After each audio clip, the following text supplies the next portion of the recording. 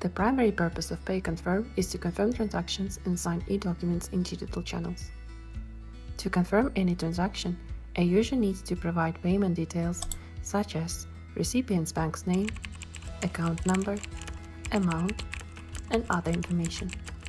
After the relevant data has been entered, the user presses the Confirm button. The user will then receive a push notification on his smartphone with the details of the transaction he intends to perform.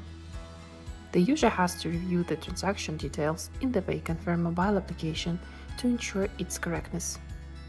If payment details have been entered correctly in the mobile application, the user activates the payment in his smartphone by pressing the Confirm button. Upon confirmation, a mobile transaction authentication signature, in short MTAS, will be created that is based on the details of the payment. Through the use of a single tap, the confirmed transaction is sent to the bank to verify the authenticity of MTAS and execute the transaction.